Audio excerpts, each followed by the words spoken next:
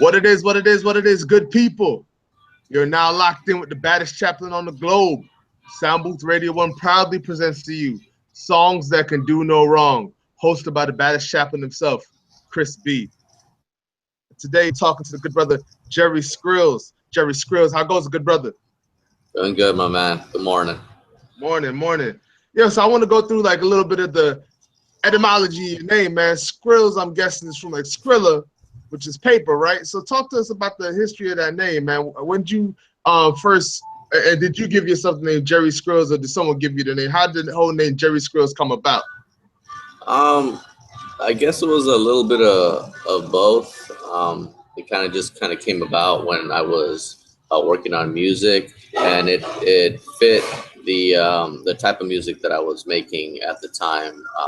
Obviously, before coming to Christ, where the main goal in my life, and not just in the music itself, the music represented what was in my heart, and that basically was the mission was to make money, and that was my sole, my sole purpose on this earth was to make as much money as I could, because I felt that that everything else came after that, right? And so yeah, I mean, for me, that was I was proud of it.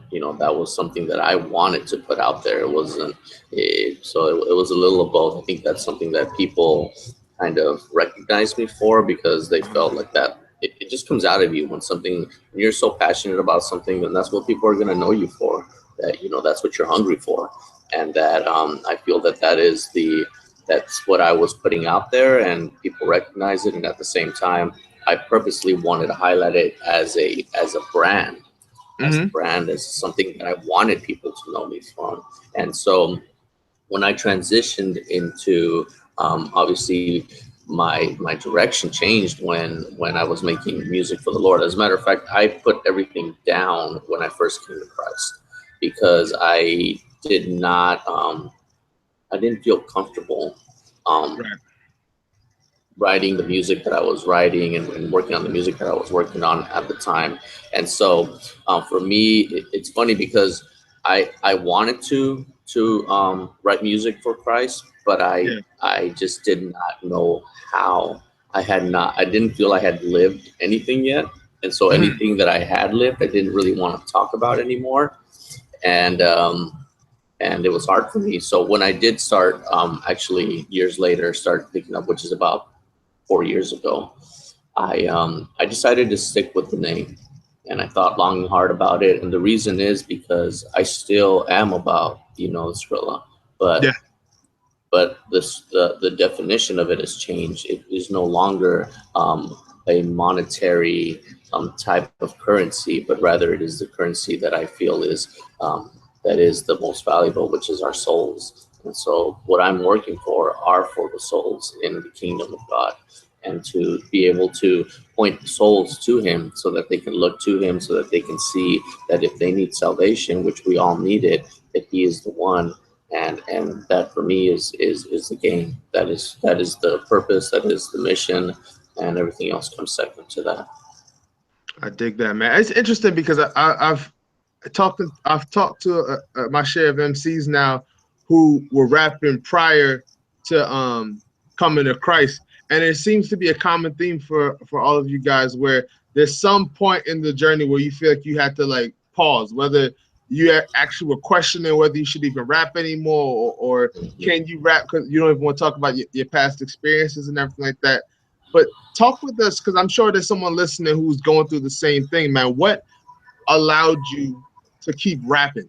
Because a lot of folks will say like, oh, I'm coming to Christ now, I gotta leave the rap thing behind me because that's of the world, I need to leave that alone. What allowed you to use it for God's glory?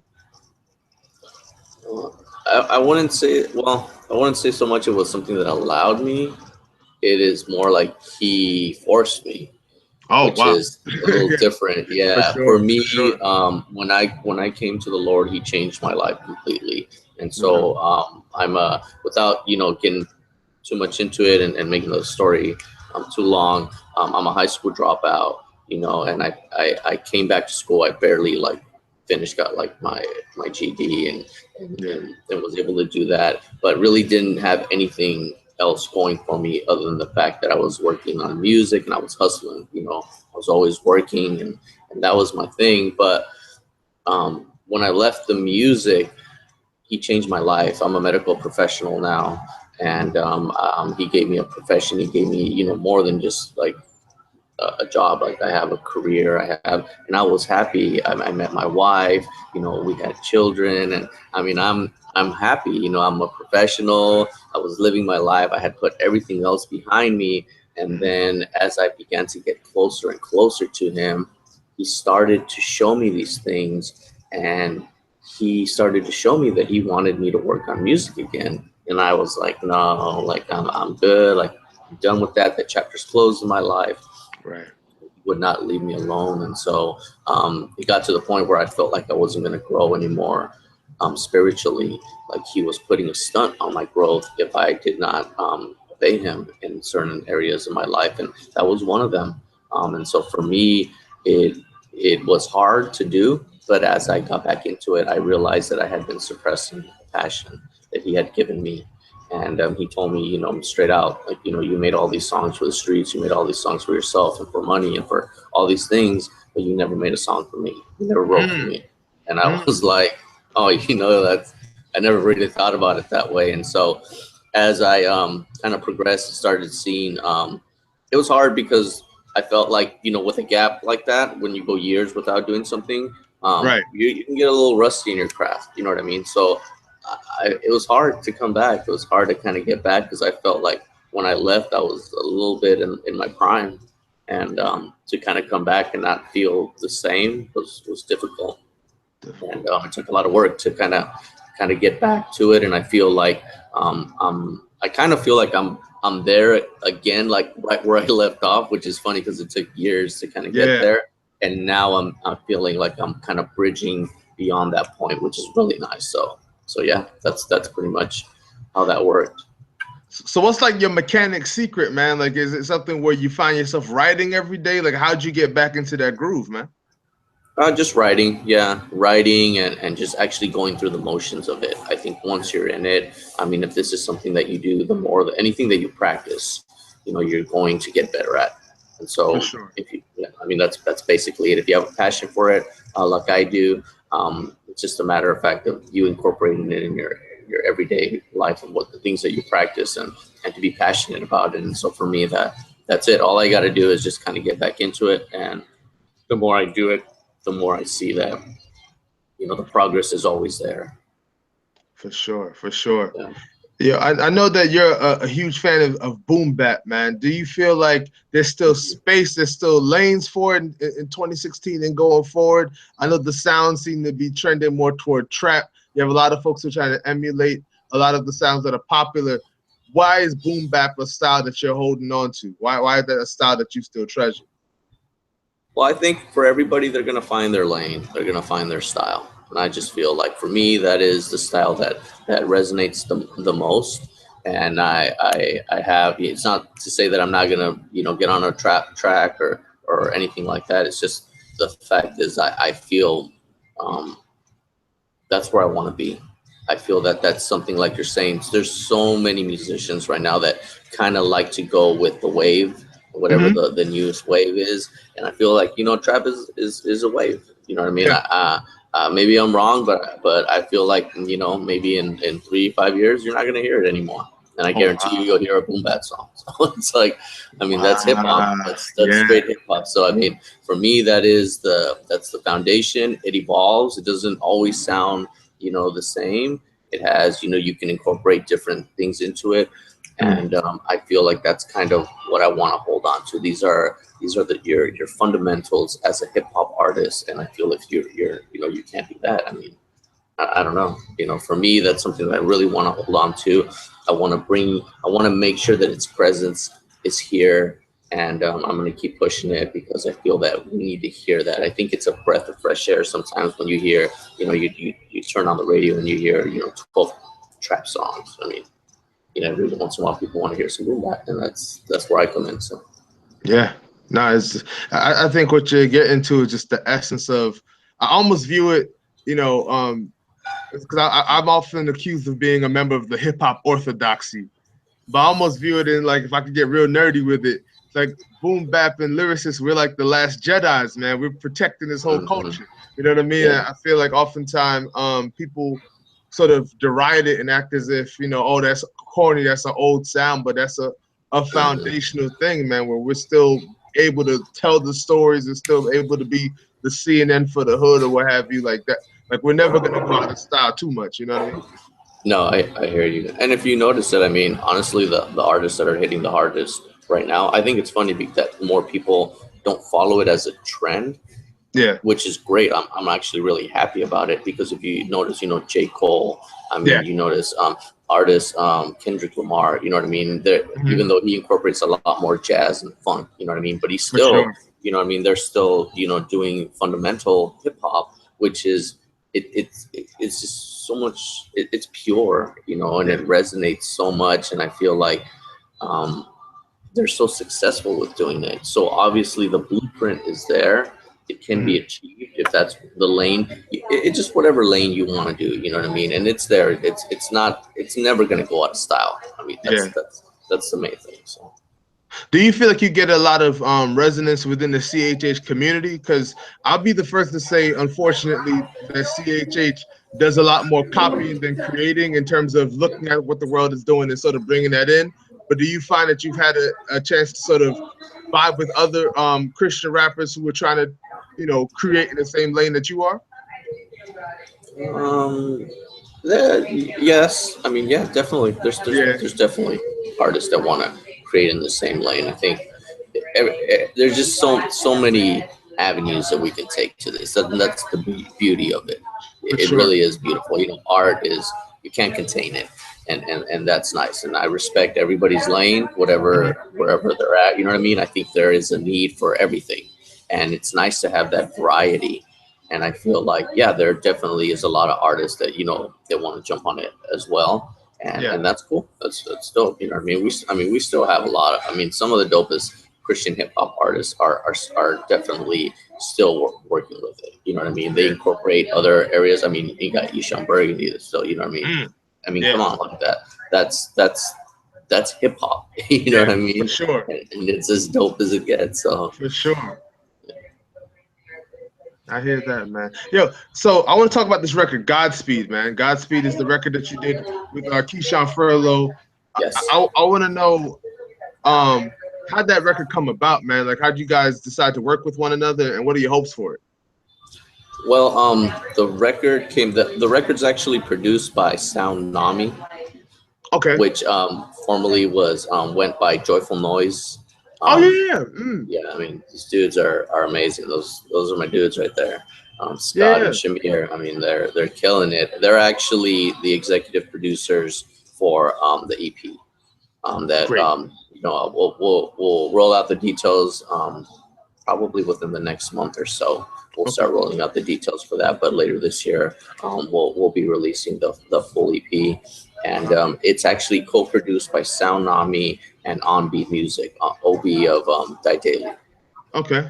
And Great. the track, I mean, when I heard it, it was just like ridiculous. You know, what I mean, this is a three monster producers on one track, and it's just incredible. Mm. I got to meet Keyshawn at South by Southwest in Austin, and Nice. you know, we talked briefly, and I actually didn't hit him up about the track until weeks later, actually months later, and it was real simple. You know, I just presented the track to him, and we both vibed on it, and that was pretty much it. You know, we got together on it, and end result was Godspeed, and I think it's definitely going to resonate with people because you want me to talk a little bit more on as far as you know what it's about Yeah, or go in. I Let us mean know. You know what I mean? Because I mean, a lot of folks. I'm gonna be playing it on the show, but a lot of folks might not have heard it yet. So you give them so the 400, man. yeah, so basically Godspeed is it's what it's talking about is um, it's talking about what we put our hope in. And so most of the time, you know, in the times when we see what we put our hope in is either one of two things. It's either when we're at our very lowest or at Right. our very highest. Right. You know, and that's where you can kind of see what makes you the happiest. You know what I mean? Like True. when you got that certain amount in your bank account and you feel that confidence, you know, that trust where you're okay and you don't have any worries, at least at that moment, you know. Or when you're at your very bottom, what do you cling on to? What is it that you're hoping on that's going to come through? And in addition to that, the things that we look for to fill that that void that we have within us, if you don't have the Holy Spirit and if you don't have God within you. And so that's the main thing, is the fact that if you're trying to fill that that void, which we have all been created in essence to be empty vessels. Yeah. And if you're trying to fill that void with anything else, whatever it be, whether it be alcohol, whether it be drugs, whether it be, you know, money, whether it be materialism, anything that it is that you're trying to put in that place, you are going to be disappointed. And so the song talks about how, number one, you know, we chase after these things and we're left disappointed. We're left with nothing, when in reality, we don't really have anything else to bank on or to hope on but God. And we're just praying, you know, that He's going to come through. I mean, at the end of the day, that's our faith, you know. And for us, it's guaranteed because we have faith. But when the world looks at it, you know, nothing is really guaranteed.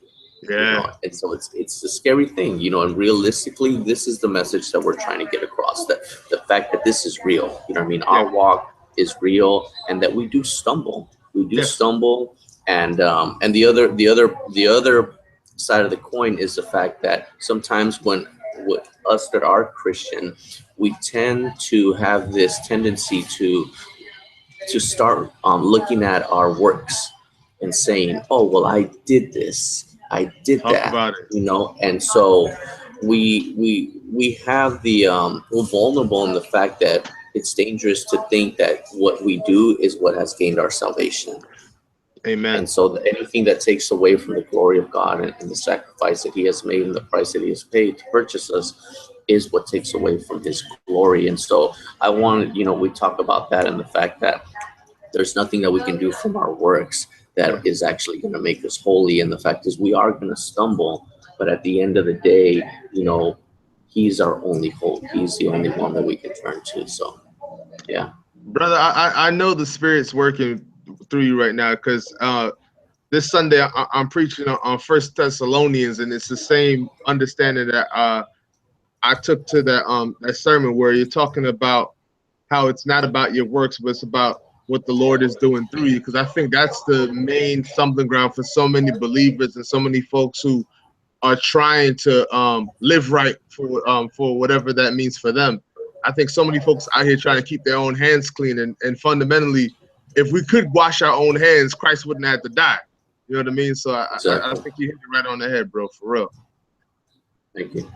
Absolutely, man. Absolutely. So give me. I know you said you rolling out the details later, man, but it's my job. I wouldn't be doing my job if I didn't try to pry, man. So give us a little something, man. What's the name of the EP? When you thinking you're gonna release it? Who could we expect? Give me something. So we do have some really dope features in addition to Keyshawn. I can give you obviously Sound Nami is producing it. We have Obi, which is also on there. We've got some amazing production. It's going to be 6 tracks. I can tell you that. Okay. And as far as the title, I'm gonna have to make everybody wait on that one, but it's coming. It's coming. Got us teasing over here, man. Got us teasing over here. It's coming. I feel like people are gonna be able to listen to this and number one, definitely see the progress, which is my main objective. I feel like if I ever don't see progress from project to project, I'm honestly not gonna work on music anymore. That's just how I feel. I feel like that's what brings God glory. But yeah, it's coming soon. We're looking to roll the details out within the next month or so. Everything's ready to go. It's just a matter of trying to put everything together and lay it out in a timely manner. So it's funny how you said, if you don't progress on each record, you feel like you're not doing this correctly. You're not going to want to do it anymore. But then you're going to have somebody who's going to be looking for no apologies again. You know what I mean? Like, they're going to want to hear your old style on it. So how do you satisfy both, you know, your desire to improve and their desire to hear you from your old stuff, you know? Well, I mean, that's the thing. I think the part of the improving, and one thing that I always look for is that I keep the essence of who I am. Okay, And I okay. feel like any artist, you can hear their complete catalog, and you should always be able to find that essence of who that artist is. You know what I mean? Yeah. And then just the way, to, I'm gonna quote Jay-Z on this, and as far as people want to, listen to my old stuff, then go buy my old album. For sure. For sure. I felt like that was coming. I wasn't sure if you could go there. I felt like that was Yeah. coming. That's all right, bro. That's all right. Well, Gerry, look, man, we're definitely excited, and we'll be paying attention to when this new EP drops. You said it's gonna be dropping in the fall or the winter. Do you have a It's area gonna of be the? in the Yeah, it's gonna be in the fall. I'm gonna say we're looking at October Okay, right great, now. great, The great. way that everything's moving, we're looking at October. That's awesome, man. That's awesome. So we'll be trying to check that in October. Until then, where can we keep up to date with everything that's going on with you, bro? It's everything Gerry Skrillz. So look at Instagram, Gerry_Skrills. Everything else, Twitter, Facebook is just straight at Gerry Skrillz. GerrySkrills.com. Just look out because we got lots and lots of music. We're gonna have a lot of promotion. We're gonna have a lot of material that we plan to stay busy. I mean, my game plan in this game is pretty simple. I plan to produce quality music over quantity, but I also plan to stay as busy as possible and just keep hitting it. I plan to outwork everybody else, and just with every project get better, and just give the people what they deserve. Give them their money's worth as far as the quality. If the quality's not there, I don't want to have anything to do with it. And I That's and right. I really want, that's the main thing for me, is that this is what we do. We do it for God. We do it 100%. We don't give them less. And Yeah. and that's what I hope people will come to know me by, the fact that you always can expect dope production. You can always expect dope features, dope lyrics, the full package. And that's my aim, is to please. So we got a lot of work coming ahead of us. We got a lot of projects coming ahead of us, and more than anything, I hope that this brings glory to God, and it, number one, sustains people in the faith, and it brings the lost, to point them to see it, and in the meantime, let's give them some good music while we're doing it. For sure, for sure. That's exciting, bro. That's exciting. We're definitely gonna be keeping posted on everything you're doing, man. This is good work. Perfect, man. Thank you, Chris. Thank you for having me. Thank you for Sound Booth Radio for giving me the opportunity to interview today. And we're doing this. Absolute, man. Y'all know what it is. Songs that can do no wrong. Stay blessed out there. Hey, Gerry, before I let you go, man, can I get you to do a drop real quick for the station? Yeah, of course, man. All right, man. Just say introduce yourself and say you're listening to Songs That Can Do No Wrong, hosted by the Baddest Chaplain. Baddest Chaplain. Okay. Yes, sir. Hey, yo, this is Gerry Skrillz, and you're listening to songs that. Oh, I'm sorry.